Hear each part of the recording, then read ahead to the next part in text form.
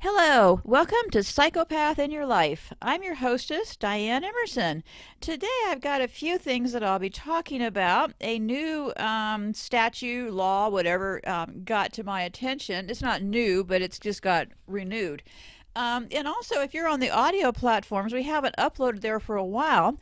So you might consider cruising over to YouTube because I've done a lot of shows that have graphics that we obviously could not upload to the audio. So, and if there's any shows that I am referring to that you don't know which ones they are, just drop me a message and I'd be glad to point out which one for you to take a look at. If you wait for the end of the show, on the screen you'll see several shows that I would recommend you take a look at in the meantime. So, I'd like to take a look at this last year. What a year it's been. I started covering this. It's been over a year ago. Last year it was in 2020, and now we're 2021. And if you would like to ever contact me, my email address is posted. I had some issues with the box we had on the website. People weren't putting their email address in, but I did get it fixed. So you can go to the website, psychopathinyourlife.com, and shoot me a message from there. Or I'm also offering my book as a free download. It's over 300 pages, and you'll get inside the mind of how psychopaths operate. And I must say, the things they talked about are exactly what we're seeing now as far as their behavior. So you can download it for free at the website there also.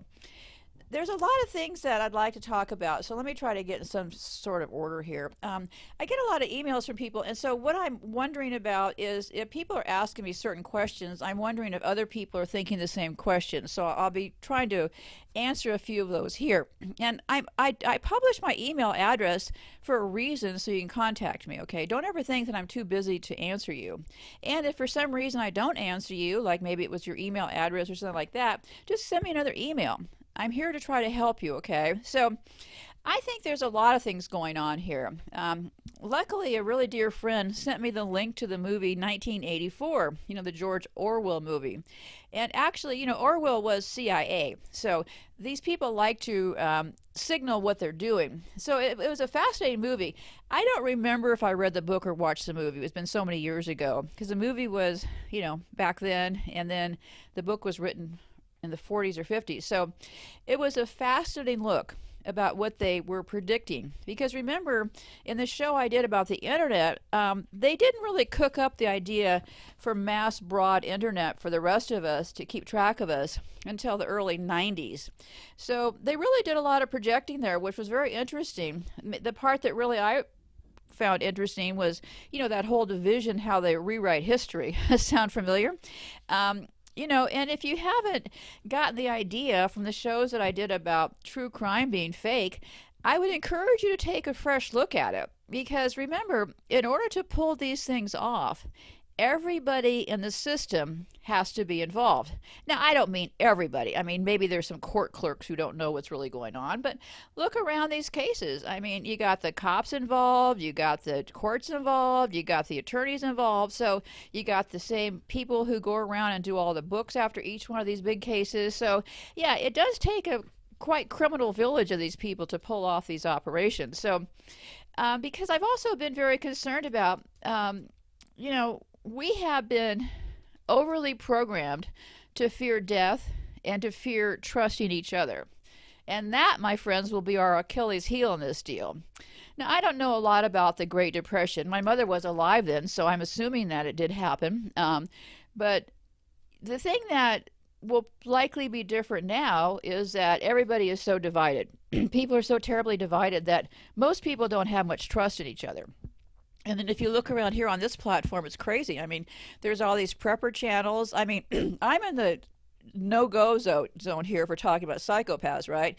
Well, they're able to display, GUNS in their thumbnails. They talk about where to buy AMMO. And I think the general idea is, and the reason why guns, I got to stop using these words, bot words, the reason that GUNS are so popular here is because I may be just very suspicious, okay? But I think the reason that they're so popular here is because they would really prefer that everybody go and bump each other off and save them the trouble. So, yeah, it's kind of crazy what's going on with all this stuff. So, And I'm very concerned about this thing that I'll cover at the very end here. So, and I've been following this stock market deal. Stock market's going up and up and up. Well, I think, according to the Great Depression, I think they did learn from the stock market crash. And I think what they're doing is using these low interest rates they've given themselves as a way to snap up as much as they can, and then they'll crash the market later. The sad thing about the market is a lot of people who have investments in retirement funds and stuff are also tied up in the market. So it's not a really good deal. But anyway, so people have made suggestions via email, and there's been a lot of them. So I'm not calling anybody out. That wouldn't be what I would do. But people are under the impression, it seems to be, that I might be a person who says resist the face mask. Well, actually, I think you would find quite the opposite. I think the people telling you to refuse the face mask are leading you into a hole. But that, of course, is up for you to decide. But I'd like to share some of my thinking about it. I have been complying with face masks. Why? Well, because I'm in a small farming town in the middle of the country. The local store recently put up a sign asking that you wear a mask.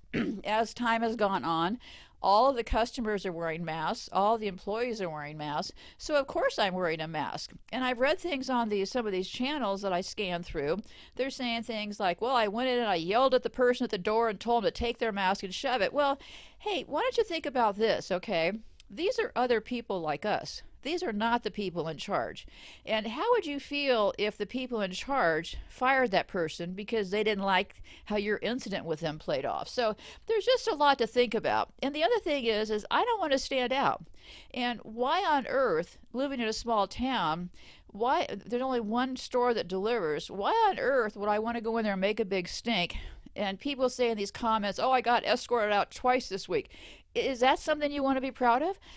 I think the best plan for me, at least, is to not be wearing red lipstick and just become a gray person, because I don't want anybody thinking about me, and nor am I going to have other customers worried about me. So you do what you want to do, but the mask thing is coming. I mean, I don't know if Biden's going to take over as president or what's going to happen with Trump yet, but he's calling for a big crackdown on the mask deal. So I would make your decisions, but make it from a point of information. Don't make it from a point of you're going to stand up for your rights, because really standing up to some store clerk who's only trying to get by and feed their own family is a pretty much of a loser mood in my idea, okay? Because beating up on other people like ourselves really kind of should be considered as not the best alternative moving forward, okay?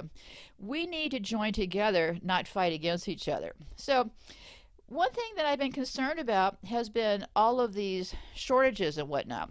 A lot of things people are seeing, that the food chain works about a year in advance. Now, I have noticed that things like canned potatoes have doubled in price in the last year, okay? Canned corn, lots of things are being shipped to China by the boatloads, lots and lots of things, okay? So there will be shortages. There will be bigger shortages. And people have suggested that they've read that cans will be expensive for the next 6 months. Well, I don't know. I don't mean to be the voice of doom here, but I wouldn't plan on 6 months. I would personally be snapping up whatever cans of vegetables you can find and get your hands on.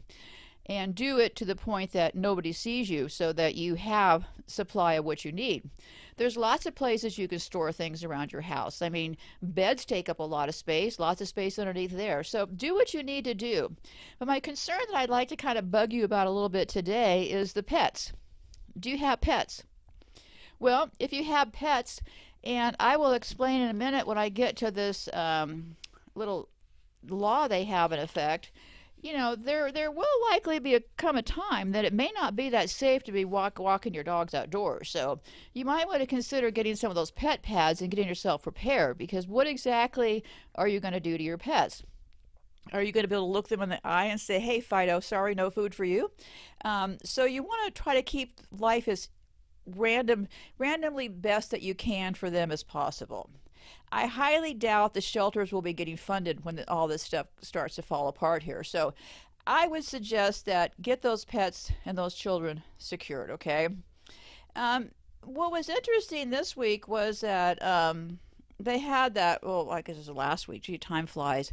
This has been like, I swear, this has been like the longest year of my life. I mean, dying and working full time has been pretty exhausting. I'm not complaining. I would do it all over again, but it feels like it's been 100 years, and I've kind of run the gamut here. I mean, there was times when I was screaming at you into the microphone, throwing the f-bombs and yelling to duck for cover. Well, so far I haven't been wrong. Okay, I have actually prayed that I was wrong, and I would rather go on an apology tour than be right at this point. But you do what you want to do. I wouldn't trust anything at this point. Okay, nothing would I trust. um, who's going to look out for you and the children and the pets and the vulnerable if you don't have everything in hand yourself? I would not rely on anybody for anything, nor would I be telling people what my plans are and over involving myself with people at this point. So, but these are all very individual choices. So, anyway, so we had the kind of bouncing around here a little bit. I'm not feeling very well today. So we had this little scuffle in Washington, and what I found interesting was they were calling it an insurrection. Usually they call these things like riots, whatever. But yeah, it's kind of fascinating. I think society is lucky that I'm not on the Satan side of things, because boy, that guy with the horns and the freak mask and all that stuff, I mean, who writes this stuff up? That's what I want to know, is who sits around and dreams this stuff up? These are real people that cook this stuff up. It's like, oh yeah, I think we need somebody with a hat with some horns, and how about if we get some fur in there? Oh, I know what I would like, is let's leave his shirt open and paint his face red, white, and blue. So yeah, pretty interesting. And that's from the Q people, of course. I mean, I had a lot of issues with the Q people months ago. People were all like, "Oh, these Q people, they're so great. Why don't you link to them?" No, sorry, Q people are trouble, okay? Anybody who's on a team is nobody that I want to necessarily be involved with. They're all in this together. Remember all those 5G people last year? I mean, they were so crazy that I actually had to start blocking people coming to the channel and telling me that I had to cover 5G. Well, I know what I have to cover, okay? And 5G was not on my agenda. I'm sorry, but getting people safe and concerned and getting prepared is more important to me than the videos they were sending me over dead birds. Of course, I don't want to see dead birds, but where are all those screaming maniacs about 5G now? See how they use time and all of our energy to try to divert our energy. So, one thing I've been thinking about too is, do you grow things where you are? Do you have the ability to grow things? I would be thinking of, if you're in another country, what kind of things does your country import? Because those are the things that will become in the most demand. For example, I know enough about wheat living in farm country, but I can't grow wheat in my backyard. Well, I can't grow anything because of my disability now, but think about what will not be available. Wheat will likely not be available. Sugar isn't grown in people's backyards. So, what exactly does your country import? And what would you like to make sure that you have? So, these are all very important things to start to think about, because it is not too late. If you haven't done anything yet, it is absolutely not too late. And there's also very cheap ways to treat water. So there's a whole list of things. And if you need any ideas, please don't hesitate to just email me, okay? So I would consider stacking to the rafters, because if I'm wrong, all you're doing is buying against inflation, okay? Things are going to get a lot more expensive. So it's really, to me, it's an insurance policy against inflation. And of course, the media and stuff is starting to position it like we're all a bunch of hoarders. Well, I'm clearly not a hoarder. There's a difference between being a hoarder and storing food. And it seems rational to me that people would have food so that they don't run out of food within a very short period. People in the past always kept a pantry.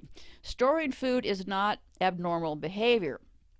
But when I get to this other law in place, you might want to consider who you talk to about your food storage. I would talk to nobody.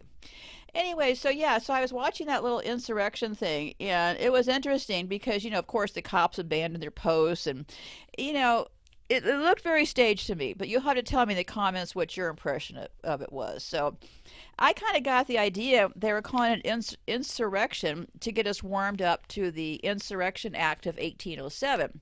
Now, I covered that in the show that I did about food shortages, so I'll put a link to that at the end of the show also if you take a look at that if you haven't seen it.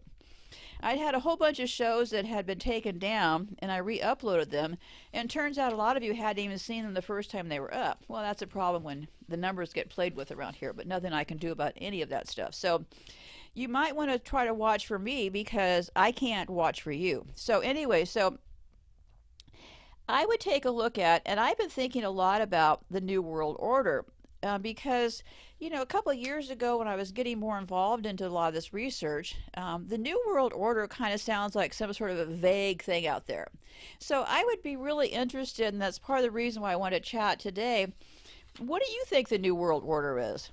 What do you envision it being? Do you think it's like a group of people that are running things, or do they have a building somewhere, or how is all this stuff working? I know for a fact there's several things about the New World Order that I've talked about in the past, being the transgender agenda and all of that, but there's a lot more to it. For example, this has been going on for a few thousand years, the point we're at now, and it has to do with the connections between Switzerland, the United States, but I have only been able to research for the last 75 years. I really can't do any more than that. So there are people who have done more of the research going back to the connection between the Swiss and how they set up this country as a war arm of all of that.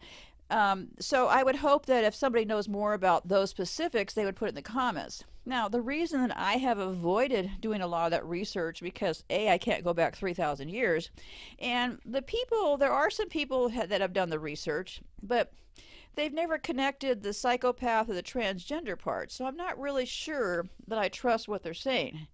Just like all this transhuman stuff. I don't believe that for a minute, okay?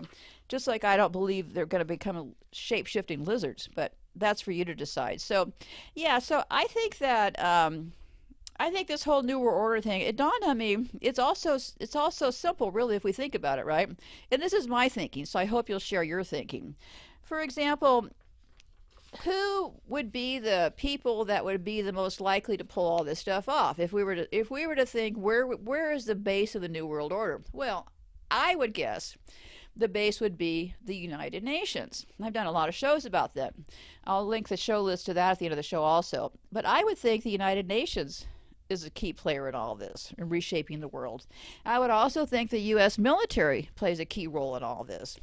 How'd they get those bases all over the place? What's the point in all of that? So I don't think it's as big as strange as it kind of seems when it seems so abstract and out there. Because people all talk about the New World Order, and I kept thinking, I've never heard anybody say who they think is really running it. It's more than just these bloodline people they're talking about.